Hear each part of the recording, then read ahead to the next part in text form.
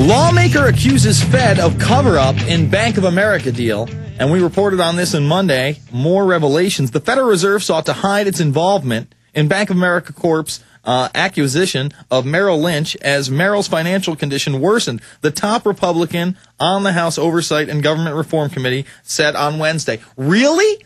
Bank of America's corrupt? And so is the Federal Reserve? I can't believe it." And meanwhile, the media is just praising the fact that we're about to give the Federal Reserve carte blanche powers. No one's mentioning 1207. No one's talking about auditing the Fed. No one's talking about how it's already going to go before the House because of all the co-sponsors. Meanwhile, only 2 senators have signed on for the Senate hearings that will probably never take place. And we're just going to have to tape the C-SPAN hearings and actually tell people they existed, because otherwise it just doesn't exist. There was no opposition to the Federal Reserve takeover. They're great. They're saying they're going to save us like they saved us from the Great Depression. This is a good thing. Well, folks, it's not a good thing. It's a very bad thing. I promise you. But you'll just have to taste it for yourself. Meanwhile, all around you, they are working out ways to have you get accustomed to this cashless society control grid. Mobile money seen as chance for world's poorest. You see that trying to appeal to the poorer people. Being able to use a mobile phone for money transfers, bill payments, and even savings would give some of the world's poorest people the chance to become part of the financial system. Telecom providers and bankers have said, with microfinance is estimated to have reached about 100 million people through institutions such as Greenham Bank and small-scale community projects. Telecoms industry group GSM Association reckons that almost 4 times that number who currently have no bank account could benefit from mobile financial services. The Greenham Bank model works, but the scalability is limited, said Hans van Rensburg, chief executive of mobile financial services provider Fundamo, said on Wednesday. Has anybody noticed that the iPhone is basically like a Star Trek phaser? The only thing it doesn't do is shoot the laser beam. It does everything and more that a phaser does on Star Trek. And cell phones are just going to get, better and faster. And like I said, everything's easier by phone. The transactions can be as small as 30 cents at a time. And mobile financial service providers aim to reach more than those living on less than $2 per day. They're planning to put this to the poorest first. They love to beta test on the poor. 866-582-9933, taking your calls all evening. And one of the big things that I do think that we can have a win, a W, we can combat is this carbon credit system, the carbon tax that Jones just talked about. I'm going through video for my film Invisible Empire today. I'm going through Davos 07. Rupert Murdoch, guy from Goldman Sachs, is up there. Gordon Brown, big globalist. Israelis. I forget what position she had, but she had a huge Israeli position in the ministry. I think she was part of the Department of Ministry. Anyway, the guy from Goldman Sachs starts spouting off and lying, say, oh, this green movement is great. It's so grassroots, and everybody I work with wants a carbon credit system. It just came out of nowhere.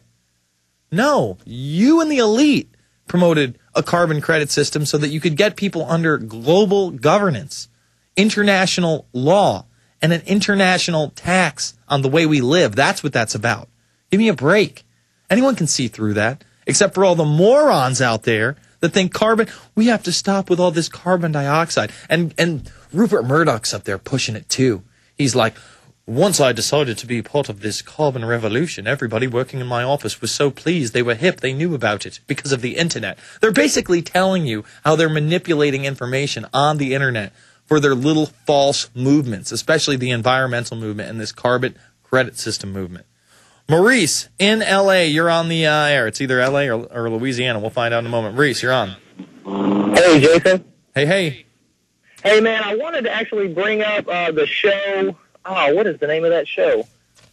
Jericho. Have you seen that? Any of that? I saw the entire series. It was only 2 seasons long. They wrapped it up rather shortly. The first season, you really don't know what's going on. You just know that the African-American gentleman is some kind of a spook, and he was involved in the attacks in some way. In the very beginning, they're blaming it on the white supremacists working with Al-Qaeda and the North Koreans and Iran, and they're the ones that did all these nukes in the country. And then later on, as the story progresses, you start to find out, wait a minute, it wasn't really these guys. It was the head of the Department of Homeland Security and his shadow government figures.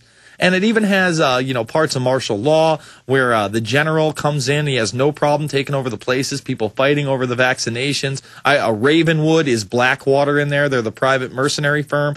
And luckily, the military guy starts figuring things out. He hears a few things and sees a few things, and then he questions the guy from the Department of Homeland Security and then covertly kind of turns on him. Like I said, they wrapped it up real quick because they knew they were getting canceled. But very prophetic, and I don't know whether it's predictive programming or a warning, but I enjoyed the series, actually.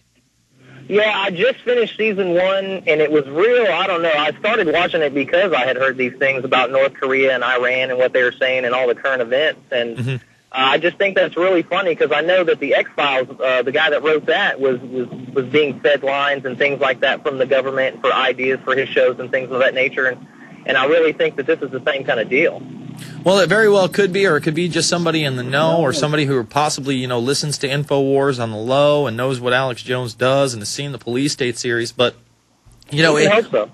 Oh, well, that's what I do hope, but at the same time, you look at that cartoon they had, the blackjack, and the guy turned it into a game, and his game was to try to trick truth seekers into biting on that there was going to be some false flag attack Monday. Luckily, we didn't do it, and it looks like he actually put down on his website, Truth Seekers 2, JW, Justin Williams, the guys who portrayed the hoax, 0. I thank you for the call.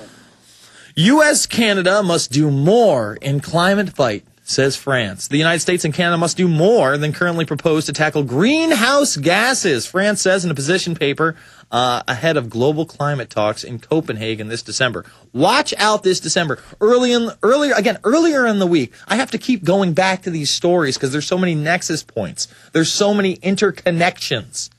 Obama is urging the Senate to pass his bill. Climate change bill. We need to do it.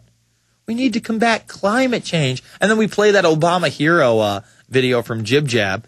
And they do jab at him a couple times, but the, fluoridated public is too dumbed down to even realize it. And one of the things they show him, he's grabbing the globe and he's blowing on the globe like Superman. He's cooling the earth. And then the administration comes out 2-3 months ago and says, yeah, we're looking into shooting pollutants into the upper atmosphere to block the sun. Meanwhile, it's already happening. They announce it after it's already happening, and then they deny it once it gets a little political flack, once it hits the water cooler. And people are going, did you hear about this plan to shoot pollutants into the sky to block the sun? Well, if it keeps us safe from that dangerous sun who's working with Al-Qaeda to bring down America, I'm all for it. The sun is working with Al-Qaeda. Let's block it. Let's get up there with those pollutants right now. Come on, I'll fly up there right now. Just let's go. Let's do it. And it'll eventually, won't even be man-controlled. It'll be drone-controlled because everything's turning over to drones and artificial intelligence and robotics and Xbox-controlled military weapons in the sky and on land, the Ripsaw and other UAVs. We covered that last week. Not science fiction. Fact today, Xbox 360 controllers control real-time war machines of death now. Today, it's happening. Will in Canada. Will, you're on the line. Go on. Yeah. Yes, sir. Okay, 2 quick things. Did you guys catch the news article CNN just ran today? They're saying that that Neda girl in Iran was actually assassinated by a terrorist group that's involved with the European Union. Is that true? Yeah, actually, it's on CNN right now. It's on their website right now. Well, what's the deal? Because the only video I've seen of that, she's already shot and she's falling down as she's been shot, and she's dead on the spot. It looks staged. Well, I don't know if it's staged or not because the blood doesn't come out of her mouth and eyes until she drops down. It takes about 30 seconds for that, and that would probably coincide with an actual heart shot. But does anybody have the tape of who actually shot her or whether she was shot by a sniper rifle or brought her camera angle, anything? Well, in this article, if you read between the lines a bit, they're kind of pointing towards it actually being sniped down, not shot in the crowd. Listen, do me a favor. Read the headline to me so my guys can bring it up and print it for me, and I can go over it in the next segment. Iran says Nada's death may be tied to terrorist group, CNN.com. Right on the front page. You hear that, guys? Can you get that for me, Jaron? Thank you, sir. What else you got for me, my man? Okay, about the compulsory vaccinations are running here in Canada. I find it crazy. I read the articles where they want to set up kiosks outside of bars. Yeah, they say that they're not going to be able to get to the 18 to 30-year-old crowd because they're living in the moment. And they're basically, in other words, they can't fearmonger enough that they're going to roll up their sleeves and take it. So what are they going to do? They're going to get them at their most vulnerable points. They're going to make up makeshift outside of bar vaccination centers. They're going to try to hit people up with at 3 and 4 in the morning. It's disgusting. Another thing, I just wanted to bring up to anybody listening out there, the fact that you would even give an inoculation or any form of injection into the bloodstream when somebody's intoxicated is absolutely absurd. First of all, their immune system's completely compromised because they're intoxicated. And now you're going to start injecting them with, we know that they've put actual virus inside of it. So it just serves as, in my opinion, a catalyst to further spread the virus even more if they want to, right?